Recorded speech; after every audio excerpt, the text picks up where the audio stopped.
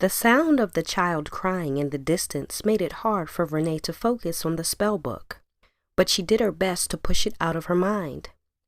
Time was not on her side, and she needed to complete the ritual before the window of opportunity closed, or worse, someone discovered her.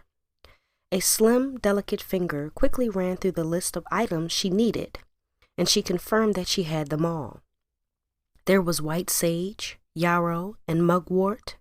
The scratches on her hands were from when she went deep into the woods to find verbena. Those were almost impossible to find around. Renee was lucky that her grandmother had taken her to the patch in the woods where they grew in abundance when she was still a little girl. Rising from the floor, she picked up the jar of salt and began to sprinkle it around the bed where the child lay, chanting silently under her breath as she did. The protection spell she chanted was a simple one she had learned from her grandmother. Sometimes she would hear a moan from the bed and freeze slightly before continuing her task faster. The moans and groans were getting farther and farther between. Gemma was just barely hanging on to life now, and Renee's heart beat faster in panic. After sprinkling a wall of salt around the bed, she went back to make sure there were no breaks in the line. It was important that no evil spirit be allowed into the barrier of protection during the ritual. Next, she took the big fat candle she had spent almost the whole day making and sat down cross-legged within the barrier. She took a silver knife and with the spell book between her legs began to carve out the sigils she needed for the ritual. The candle had turned out harder than she wanted it to, and it took a little effort to get the knife to cut into it. Her hand shook as she carved, and her heart was still pounding wildly in her chest. For a moment, she thought she heard the noise outside the cabin, and her head whipped up so fast she almost fell over. But after a few seconds of sitting still and listening, she confirmed that there was nothing out there in the woods. She returned to her task, and after what felt like hours, managed to carve out all the sigils she needed onto the candle. It looked rough, but it would have to do.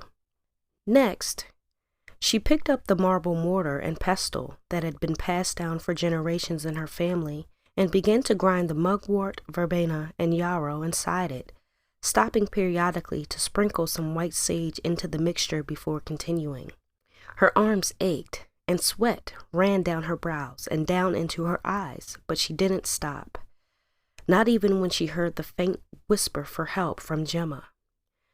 Renee continued pounding until the mixture in the mortar was a smooth paste. Then she picked it up and moved closer to the bed with everything she needed to begin the ritual. She knelt in front of the bed and gently stroked Gemma's hair. What used to be thick, luxurious blonde curls were now a dirty straw color, stringy and thin. "Mama!" Gemma called out weakly. Renee quickly leaned down, still stroking Gemma's forehead and feeling how hot her skin was to the touch. "Yes, baby." "It hurts," Gemma said for about the 100th time that day. "I want to go." "Not yet, baby," Renee replied, holding back tears. "Just let Mama try one more thing. It would be all right. I promise." Renee blamed herself for letting it get this far. She blamed herself for giving up the practice her grandmother had passed down to her.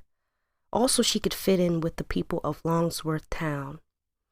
She should have done this a long time ago, back when Gemma first got sick.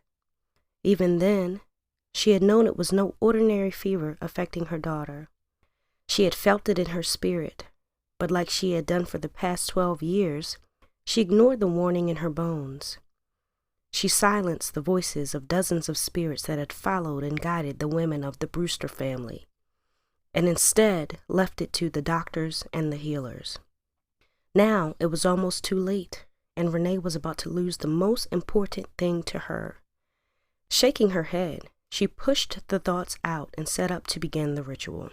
First, she lit the candle, and the room was immediately filled with the smell of sage and garlic. The wick of the candle had been dipped in their oils, and they would help to drive out the evil spirits and